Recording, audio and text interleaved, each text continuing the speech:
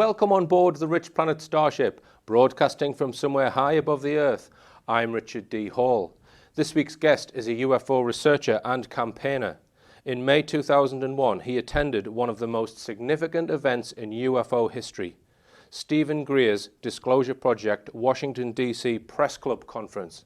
So without further ado, let's activate the teleporter and get him beamed up onto the ship.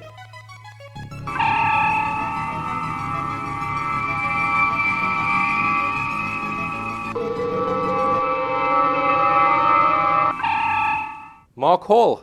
All right. Welcome on board the starship. That was quick. Now, you're here to talk about the Disclosure Project, right. which some viewers may be aware of, some may not. But first of all, Mark, tell us, how did you become interested in UFOs? Right. Well, I've had an interest in the subject probably most of my life. What got us mainly into it was after reading Timothy Good's Beyond Top Secrets book, which came out in, I think, 97. Right. So 96 time I got myself a computer, I got on the internet, and just from there on, listening to what was going on. And the Disclosure Project, a lot of people became aware of that in May 2001, but it actually predates that by quite a bit. Could you tell us about that, Mark? It does, yeah. I got to know about it, as I say, through the internet. Stephen Greer would be interviewed on Coast to Coast, or the Art Bell show as it was then. In the sort of mid-90s, in the mid-90s. Right. And he was talking about having some sort of event and about that he had witnesses, military witnesses with classified information about their experiences when they were in their employment, and that he was going to do something about it. He had a closed door briefing in 1997 in Washington, D.C. Yeah. Because what Greer did was he thought it would be a good idea, because these witnesses would be talking about information which was classified and would be breaking their security oaths and breaking the law, if you like. He sent letters out to the president, to all the all the CIA, people high up in government. He had a closed door briefing in 1997 in Washington, D.C. Yeah. Because what Greer did was he thought it would be a good idea, because these witnesses would be talking about information which was classified and would be breaking their security oaths and breaking the law, if you like. He sent letters out to the president, to all the all the CIA, people high up in government, to say what he was going to do. Yes. And if he wasn't to do this, they were to let him know, and he would have just stopped dead in his tracks. So he's kind of saying, right, we're going to have a conference where we're going to let these people go against their security oaths, because we think actually this information should be out, and it's unlawful to withhold this information. Because let us know if you've got a problem with it. And they didn't reply to him, did they? They did. Oh, they did. Oh, sorry. Every person, every department that he sent a letter to sent an acknowledgement of receipt. Right. But that was it. But they didn't say whether they didn't say whether he could or couldn't. Right. Now that was around about 1997, I think, was it? Yeah. But Greer's work in this field goes back to sort of 93 and before then, when he was gradually gathering more and more witnesses who would be prepared to at least speak to him and sort of record what they knew. That's right. And it was really through the 90s that he got the Disclosure Project, which you can go on their website. It's still live now, disclosureproject.org. And really it all culminated in the 2001 event. That's right. That Greer put on. Now, the goals of which were to have open and honest hearings in Congress about UFOs, to ban the weaponization of space, and to declassify UFO technology so that energy technology could be released to then get rid of fossil fuels. But when you got wind of it, you said, right, I'm off. Well, I thought this could be historical. This could be, one of the biggest, or the starting point for the biggest event to hit mankind. So about a week before May 9th. May the 9th, 2001. I decided I still had years left on my passport. I thought I'm going. Right.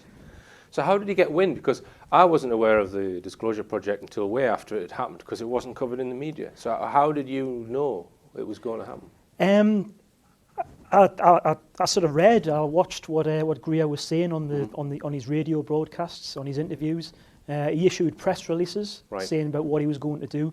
I also knew the UK coordinator for CSETI, which is the umbrella organisation above Disclosure. At the time, Neil Cunningham. Yes. So you got on a plane, and the overall project had over 400 military and intelligence witnesses altogether, 20 of whom spoke at this particular conference. And the TV coverage was very poor. So can you give us your experience, Mark, as to getting on the plane, what happened when you got there, what was it like? Right, well, I mean, a couple of days before I left the UK, I went to Dixon's and bought myself a camcorder. I've never used a camcorder in my life. Right. It was never even thought about a tripod. Yeah. So flew to the States. I knew a couple of the witnesses beforehand, so I could meet up with them when I got there. And on the day of the event, I had a press pass because it was press only. You had to show a pass. So how did you get that then? I knew somebody, Diana Botsford. It was an organisation I was a part of called Destination Space. Yes. It had a website, and she worked in Hollywood. She was a producer. Yes. She knew quite a few people, and she sort of put that press pass together for us to get in there. So I turned up, and I was astounded by. I'd never been to America in my life, by the way. Yes. Never mind DC. I got there early, walked into the room. All the cameramen were putting all being set up. Media cameras. All the media cameras. Yeah. I mean, I counted as they were getting set up. I counted sort of 25 TV cameras. Right. Apparently, it's only the second only to Ronald Reagan appearing at the Washington DC. That's right. In terms of numbers of cameras and numbers of news media, I mean they counted 230 or 238 in the conference, in the press conference. Most of them were media, but obviously some would have included the CSETI disclosure staff. Right. And Stephen Greer is obviously the main man of that disclosure project, and he does get a lot of people attack him for things that he's done since then. Yeah. For reasons that I don't want to go into.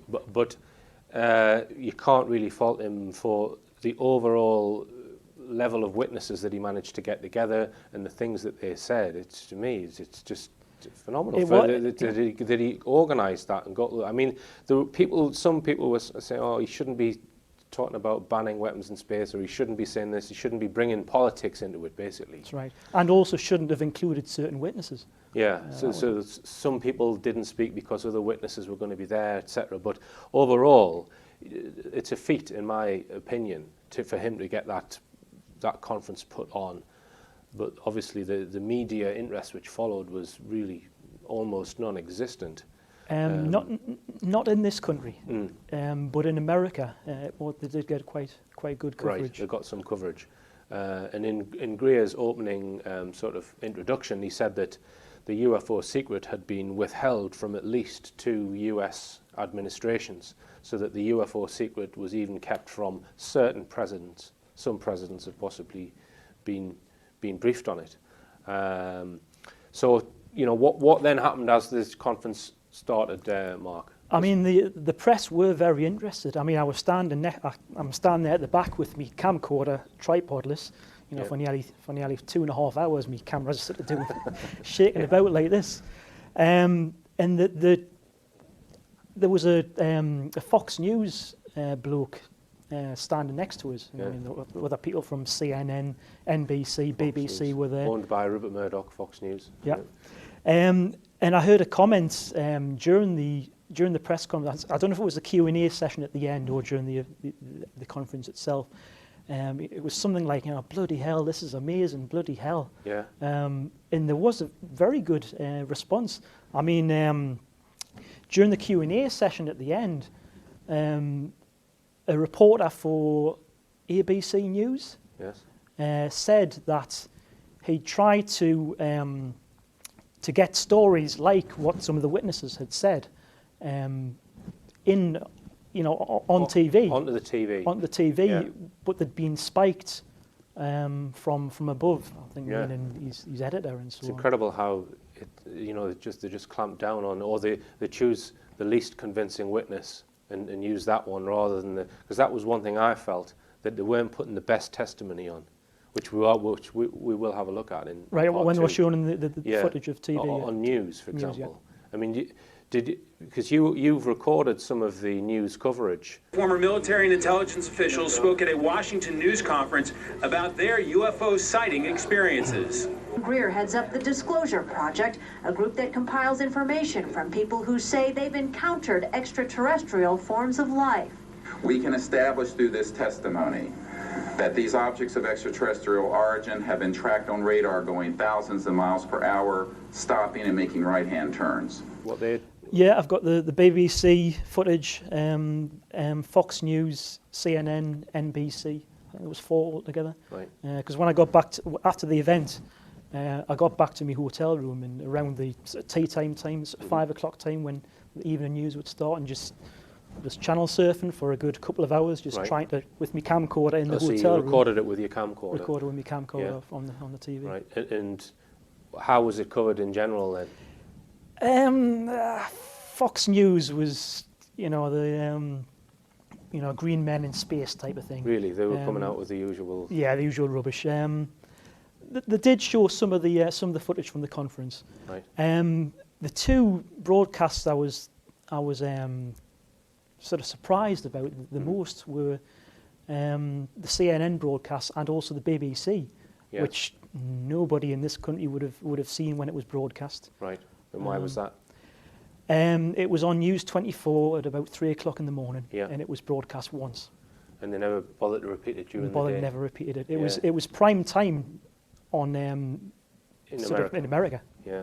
On the BBC channel in America. Yeah. And you can watch if you go onto the internet and type into Google Disclosure Project press conference, you can watch the full thing online, which is it's about 2 hours long, isn't it, Mark? It's about maybe 2.5 with the Q&A. Yeah, and we may try and get it on channel 201 if we can get permission to show the whole thing, perhaps next week. Because what we're going to do, we're going to discuss some of the witnesses today, and in next week's show, we're going to go through all of the witnesses and sort of comment on each one, because one or two that are maybe not quite as convincing as the rest of them. Now, you spoke to Steve Bassett, who is a really big campaigner for UFO disclosure, and tell us what he said to you, Mark. Right, after the press conference, he was there, Bassett. Oh, he was there, one of the organisers with Greer. Mm-hmm. After the press conference, there was myself, Steve Bassett, a few of the CSETI disclosure organisers, went upstairs in the restaurant of the National Press Club, and we're just talking about the event. This is brilliant. This is, the amount of press downstairs, phenomenal. Because everybody there, the witnesses, all thought that was going to be it. The whole world was going to believe UFOs were real. This is going to be a massive day in history. That's what they thought, and that's what I guess you all were. Well, we've done it. We've done it. Let's go out and get drunk, sort of thing. We've cracked it. It's in the bag. Yeah. The world knows the truth about UFOs, but so to go on. Yeah, and everyone on the table upstairs agreed. And then Steve Bassett said something strange. He said, the only thing which will stop this in its tracks is a wag the dog type incident. Yeah. And I didn't know, I'd never heard of Wag the Dog. I said, what's that? He said, it's a movie. It's about, I think it's the President of the United States. He's going through some sort of sex scandal. So to take the agenda of the media away from that sex scandal. If something big happens which would take the attention away from the UFO disclosure thing onto something else. In Wag the Dog, it was a war.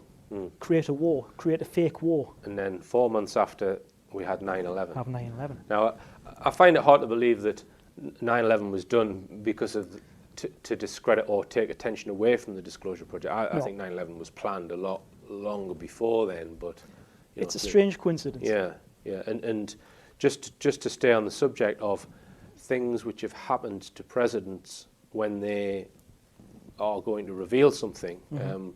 You believe, or you've heard that you've heard that Bill Clinton was actually going to get involved in UFO disclosure in the 90s, or wanted. Well, it was what they call the Rockefeller Initiative. Yeah. Where Clinton was briefed by Greer, I think it was Greer was involved with that, and David Rockefeller. Yes. Where he met President Clinton and Rockefeller met President Clinton and Hillary Clinton at the ranch. Yeah. And there's a famous photograph with Hillary with a book in her hand, and no one quite knew what that book was, but it's been revealed what that book was, and it was about, I think, the psychological implications of UFOs being revealed as truthful and ETs, etc. So that's right. Yeah. Carry on. Yeah. So there was this was actually in Greer's latest book. This is where the information comes from. What I'm going to say next. A day in I can't remember. 98. Was it 98? Yeah.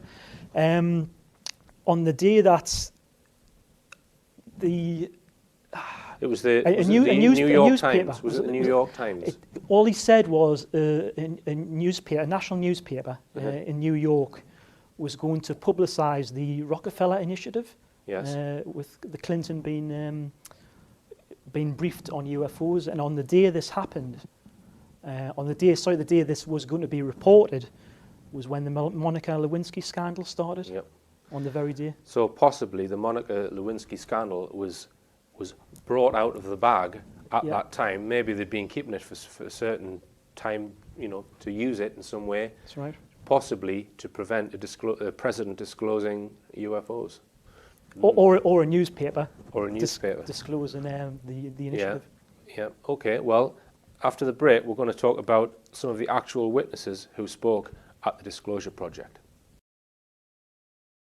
Welcome back on board the Starship. I'm talking with UFO campaigner Mark Hall. Now, before the break, Mark, we mentioned the Monica Lewinsky scandal and President Clinton. So who was the lady who actually broke that story, or had the sort of dirty It was laundry? Linda Tripp. Linda Tripp. And the first, it was the Drudge Report that first brought the scandal to the... And it was on January the 17th, 1998. Yeah. Anyway, we're going to discuss a far more important subject now. We're going to look at some of the witnesses who spoke on that day. They all got about 5 or 10 minutes each on the platform to say what they knew and what programs they were involved with. And I've picked out 2 witnesses, and Mark's picked out 2 witnesses. My 2 favourite witnesses are different to Mark's, which is good. So tell us about your favourite witnesses, Mark. Right. Well, the first one was the first one to appear at the press conference. The senior FAA official, John Callahan. John Callahan. He was, I think he was head of air accident and investigation. Right. If ever there was going to be an aircraft crash or a near miss in the sky, his department would be the investigating department. Right. He was actually 4th from the top at the FAA in America. So very, very high up. Right. Well, we'll just take a look at his clip. Immediate boss, service director, Harvey Safir, and I went to Atlantic City. I had just purchased a new video camera, and I videoed the event. And in Atlantic City, we had them play back on a scope, you would call it a scope, a plan view display, PVD, exactly what the pilot seen or what the controller seen, and we tied that in with the voice tape so we could hear exactly what the controller said and what he heard, and we taped it. We came back the next day, briefed the administrator, Admiral Ingen, on what happened. He wanted a 5-minute briefing. After we started the briefing, he wanted to know if he could see the video. We put the video on. He watched the video, the whole video. The next day, he set up a meeting for me to give a dog and pony show to President Reagan's scientific staff and whoever they brought over, and to hand off all that data to them. that morning in the FAA round room, it was either 9 or 10 o'clock, 3 men from Reagan's scientific staff, 3 CIA people, 3 FBI people, and I don't remember who the other guys were, along with all the FAA experts that I brought with me that could decide or talk about the hardware and the software, how it worked. We put on a dog and pony show. We let them watch the video. We had all the data there. We had all the printouts that the computer put out. They got all excited over it. When it was all done, the CIA, one of the CIA men told the people they were now sworn to secrecy, that this meeting never happened and this event never happened. When I asked him why, I thought it was probably just a stealth bomber at the time. He says, well, this is the first time that we have recorded radar data on a UFO, and these guys are going to get all excited, drooling over all this data. I said, well, you're going to tell the public about it? And he says, no, we don't tell the public about this. It would panic the public. Very interesting stuff. And the incident he's referring to was Japanese Airlines, and it was a huge aircraft carrier size UFO. Twice the size of an aircraft carrier. Twice the size of an aircraft carrier. The shape of a huge walnut. That's right. Which we've actually covered on this show before. Yeah, I remember. Yeah. And I think it was flying to Anchorage Airport. It was flying to Anchorage, yeah. It was a Japanese airline. It was a cargo plane, 747. And this craft was detected on the radar of the aircraft. It was so large, it was detected as a weather front. Yeah. It was seen by the pilot and co-pilot. Yeah. Who's drawn pictures of it. And there were 2 smaller craft as well. 2 smaller craft, that's right. And this craft it would always stay 7 to 8 miles away from the airplane. It would appear in front of the aircraft, within the next sweep of the radar. It would be behind the aircraft. Right. It So would be here. It would be here. Darting around. Always staying 7 to 8 miles away, but because it was so large, that's why they could actually see it. Yeah. All right then. Well, we're going to discuss one of my favourite witnesses, Michael Smith, and I think the reason why I like Michael Smith is just his testimony kind of illustrates quite nicely how the actual UFO cover-up is orchestrated in day-to-day life. So just note how nervous Michael Smith is in this clip. He's pooing his pants because he's sort of. You can see he's not sure about whether he should say this. Oh, he was nervous. Very nervous. He's been told, obviously when he was in his job, not to reveal any of this stuff. So let's just take a look at it. I was aircraft control and warning operator while I was assigned to Klamath Falls, Oregon. In early 1970, I arrived at the radar site, and they were watching a UFO on a radar that was hovering at about 80,000 feet. It sat there for about 10 minutes and then slowly descended until it dropped off the radar. It was gone for about 5-10 minutes, and then instantly reappeared at 80,000 feet, stationary. The next sweep of the radar, it was 200 miles away, stationary. It hovered there for about 10 minutes and redid the whole cycle twice more. When I found out what you normally do when you see a UFO, I was told that you notify NORAD, you don't necessarily write anything down, you don't write anything down, and you keep it to yourself. It's a need-to-know basis only. And then late 1972, while stationed at the 753rd Radar Squadron in Sault Ste. Marie, Michigan, I received a couple panicky calls from police officers who were chasing 3 UFOs from Mackinac Bridge up I-75. So I immediately checked the radar, confirmed that they were there, called NORAD, and they were concerned because they had 2 inbound B-52s going to Kinslow Air Force Base. So they diverted them because they didn't want any proximity of the 2. And that night I answered many calls from the police department, sheriff's department and stuff. And my standard response was that there was nothing on radar. And I will testify to this under oath to a congressional hearing.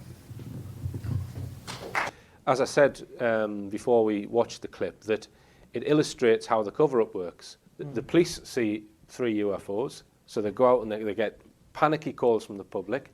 They get in their cop car, they go chasing it. So what do they do? Freeway, yeah. They ring the Air Force or NORAD. Yeah. Yeah, they ring the Air Force, and then so they speak to the Michael Smith, the radar operator, who lies to them, and he's told to lie to them. There's nothing on the radar, and so everyone below that level, all the police, all the emergency services, none of them know that there is really a proper UFO in the sky, and they running around like headless chickens, being lied to, barefaced lied to, by the radar operator, and it all comes down from NORAD.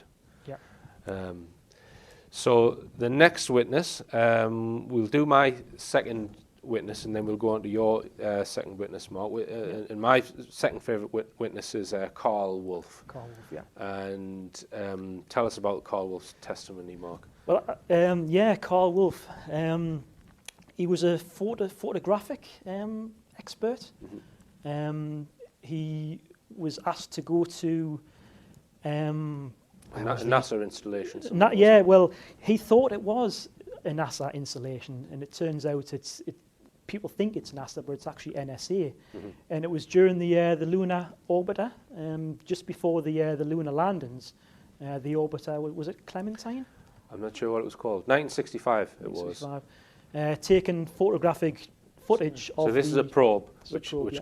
enters orbit around the moon and takes photographs of the part of the moon which is invisible from Earth, which can't be seen from Earth, basically. Right. Around the far side of the moon, which we never see. And it was detailed photographs of the ground. They had problems with a piece of electronic equipment that was bottlenecking their production of photographs. I went to the facility, and when I walked into the facility, there were scientists from all over the world. I was stunned, actually, to see people at a NASA project from all over the world. It didn't make any sense to me initially. I was taken into the laboratory where the equipment was malfunctioning. I couldn't repair it in the dark. I asked to have it removed. A airman second class was in the dark room at that time. I was also an airman second class. I was interested in how the whole process functioned, how the data got from the lunar orbiter to the laboratory. Asked the young man if he'd describe the process to me. He did. About 30 minutes into the process, he said to me, in a very distressed way, by the way, we've discovered a base on the backside of the moon.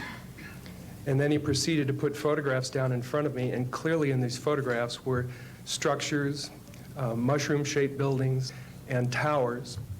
And at that point, I was very concerned because I knew we were working on compartmentalized security. He had breached security, and I was actually frightened at that moment. And I did not question him any further. And a few moments later, someone did come into the room. I worked there for 3 more days, and I remember going home and naively thinking, I can't wait to hear about this on the evening news. And here it is, more than 30 years later, and I hope we hear about it tonight. And I will testify under oath before Congress that what I'm saying is the truth. So, there's a base on the far side of the moon, Mark. And right. We know of other testimony which alludes to this fact, which we'll come on to in part 3. Incredible revelations there from Carl Wolf. Now, tell us about your second witness, Mark, the one that you've chosen. Yeah, my second witness is Daniel Sheehan. The reason for Daniel Sheehan is because who he is and his past. He's a lawyer. Mm-hmm. He was a lawyer for the Pentagon Papers affair, mm-hmm. Which a lot of the viewers might know about.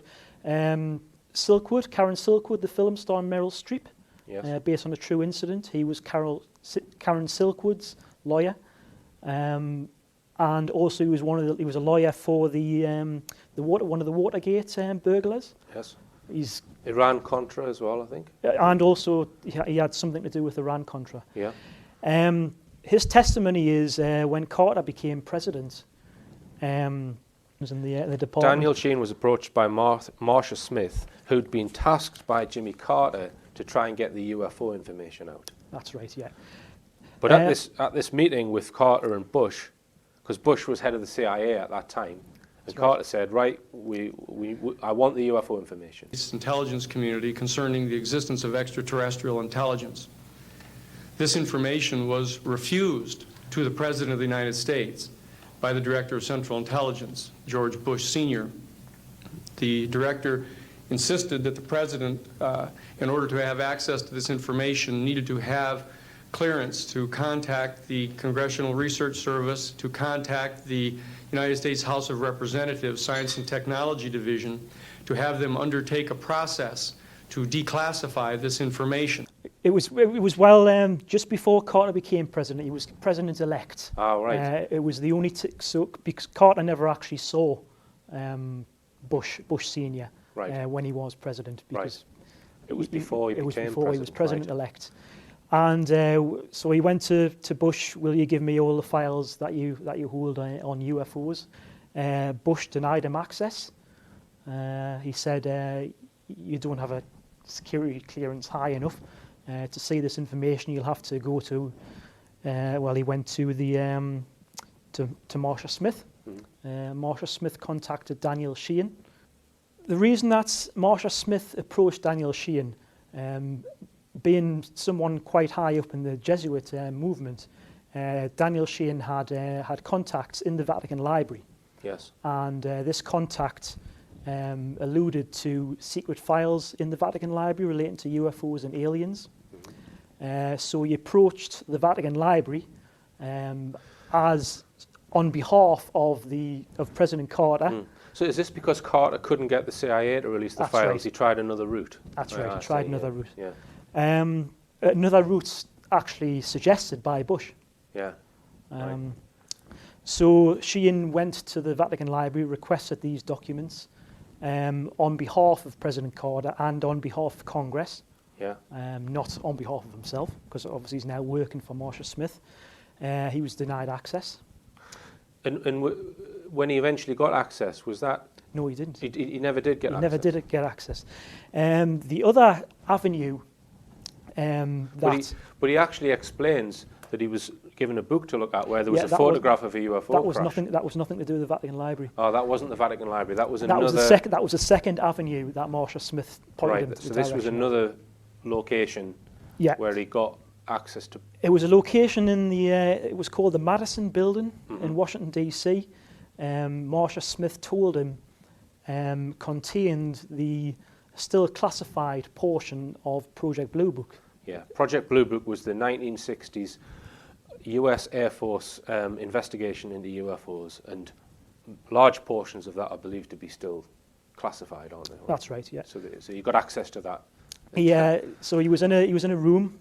Directed to a basement office where there were two guards at the door and a third sitting at the table who took my identification, verified that I'd been designated as a special consultant to the Congressional Research Service of the United States Library of Congress, and was admitted to the room.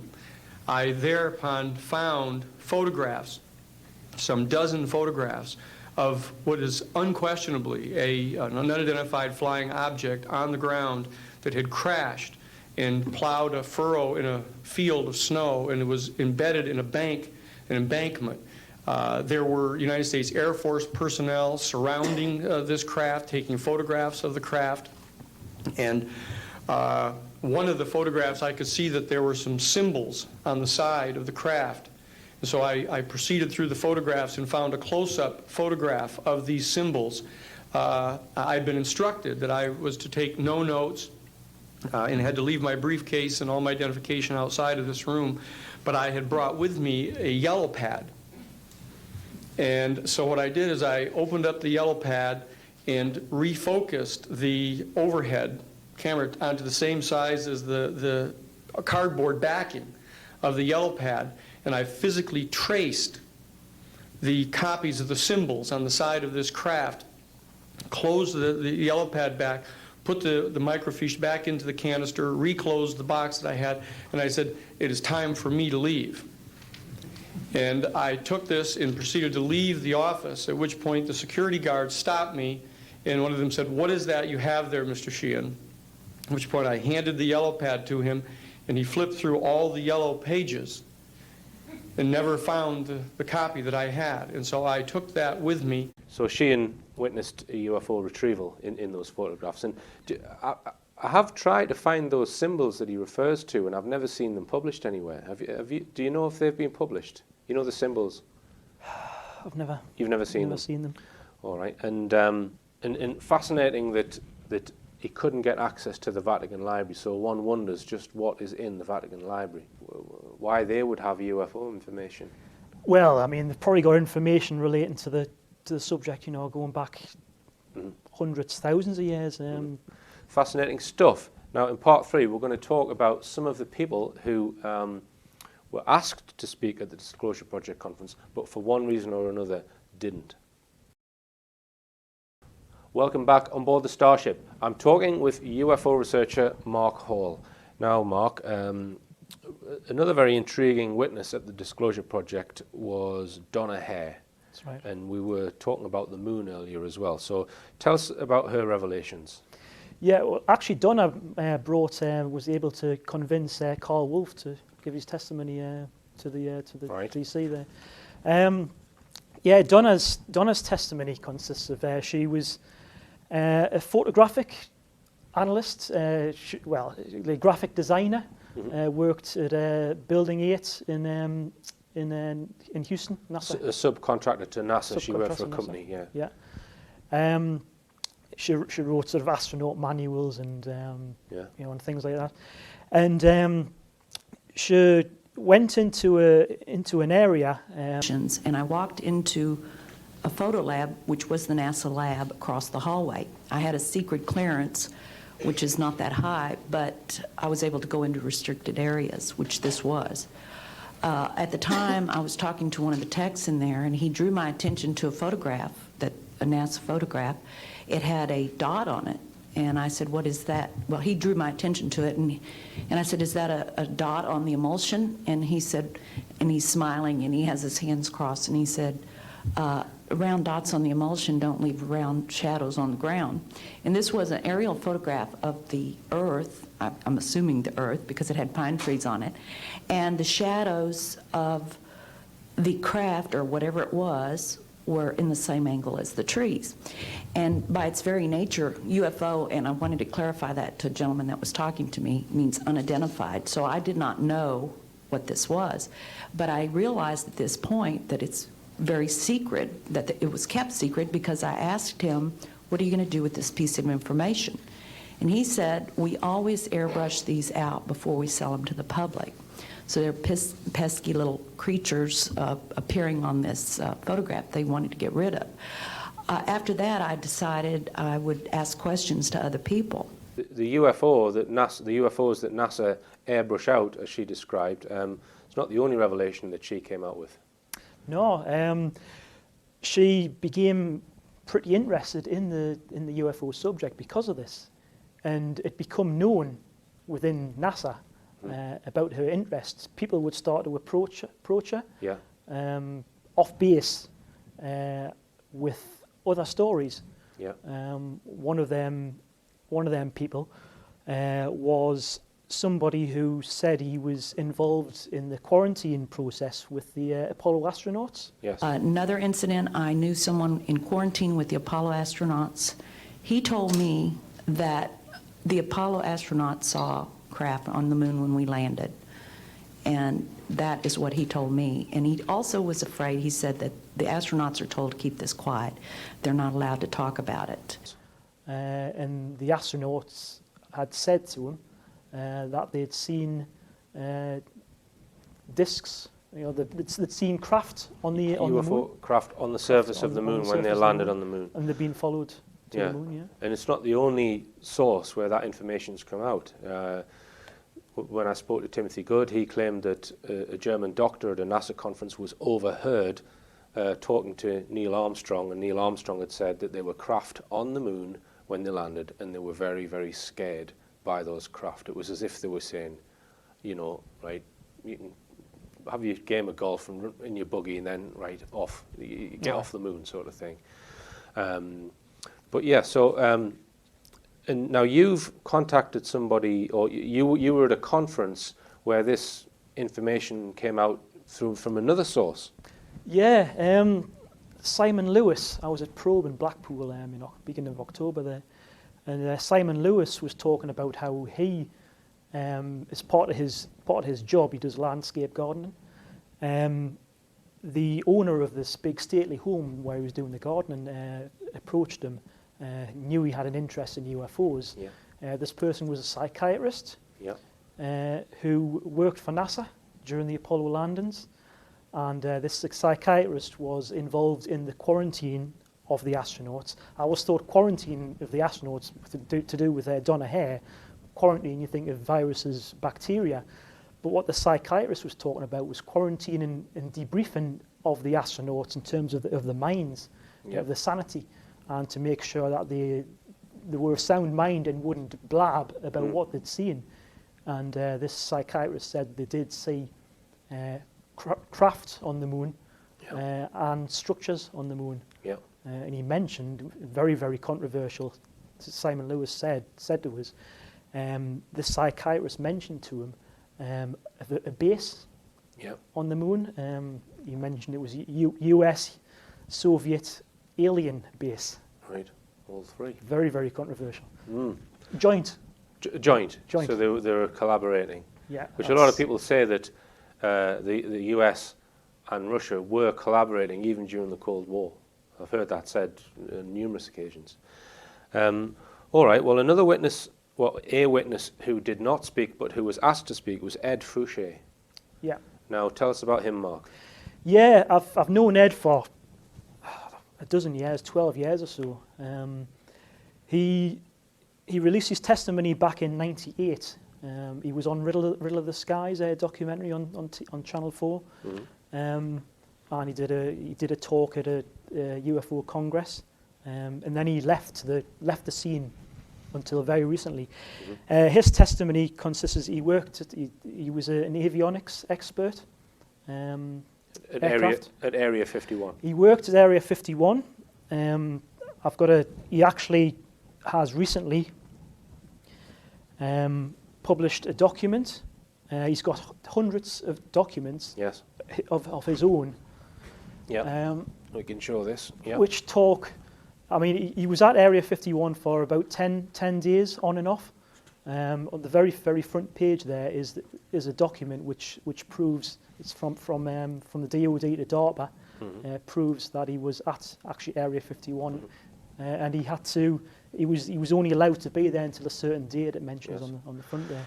And the technology that he was involved with was the TR-3B. No, he wasn't involved in the TR-3B. Oh, right. He had friends who also worked at Groom Lake, who were aware and worked on the TR-3B and other classified aircraft. The TR-3B is flying triangle, a football field, twice the size of a football field in size. Huge flying triangle with an anti-gravity propulsion system. Not anti-gravity. Right. Ed says it isn't anti-gravity. It is gravity warping. Right. It doesn't sort of defeat gravity. It warps. Disruptor. Disrupts gravity. Yeah. And it's supposed to have a huge hollow donut at its core. That's right. Which is filled with a mercury. Superconductive, superfluid plasma type stuff. Mercury plasma, yeah. Which whizzes round at 250,000 RPM inside a magnetic field, and it's that interaction between the two which creates this gravitational pull. It actually, what it does is it reduces, as well as the gravitational field reduction, it reduces the weight of the TR-3B by 89%. Yeah. Which obviously increases its maneuverability by 89%, and also increases the G-forces that any occupants can... Just having studied reports of real UFOs, they can reduce their weight by 100%. I was asking you what the performance characteristics of the TR-3B were, and how fast can it go? How fast can it accelerate? This is all alleged by. It's all Ed there's no proof. They've never admitted no to having proof. this craft, have No, they? there's no proof.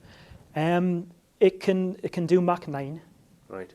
in any direction, including straight up. Straight upwards, Mach 9. Mach 9. I mean, there's no craft, not even the shuttle or any. The shuttle can go at Mach 20, but only when it's in space, isn't That's it? right.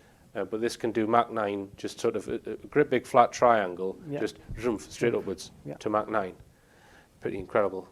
I mean, I don't know how long it. I mean, yeah, because of course, because of this disruption, the G-forces inside are presumably not what they would normally be under those circumstances. Yeah. There's talk.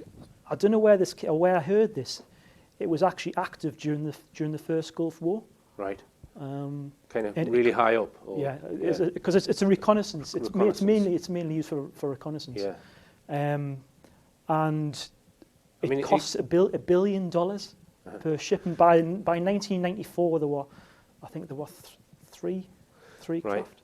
So you would imagine it would be quite easy for that thing to get into space with that propulsion system. That's what it's used for. It's right. one of its. So it hangs around in space as a platform of some kind. Of, yeah. I mean, he talks about. I mean, the SR-70, SR-74, SR-75, other classified aircraft. Right. SR-75 does. I think it's Mach 6. So it's a replacement of the SR-71. So you would go along with the line that the space shuttle is purely a cover project to pacify the public. The whole space shuttle technology, using a rocket. There's no, it's just a cover story, exactly. Right. mean, Ed talks about them using these classified craft to put NSA, NRO satellites up into space instead of the shuttle. Yeah, it would make sense rather than stick them on a rocket and setting fire to it. You know, right. So what was the reason why Ed Fouche didn't appear at the Disclosure Project then? Tell us about that. Greer approached him. Ed told us that Greer approached him to ask if he would be one of the disclosure witnesses in 2001. Ed refused, as well as being on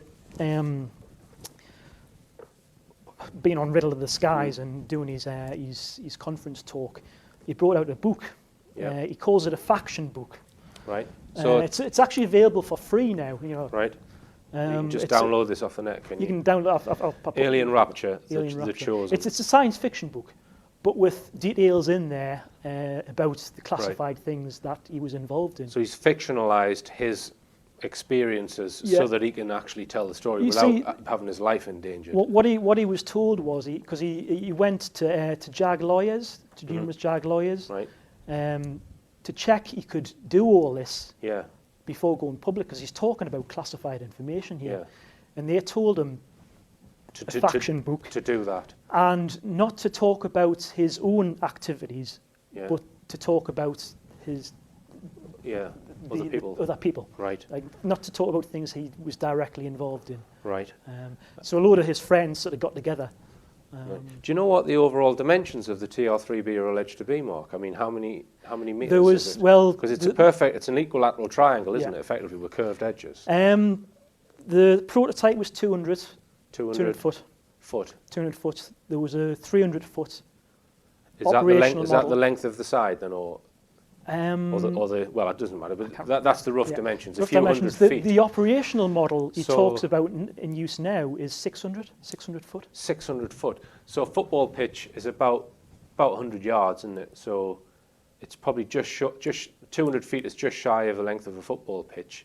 So 600 would be 2.5, well, maybe 2.5 football pitches in length. It's a huge triangle just sitting there. Yeah.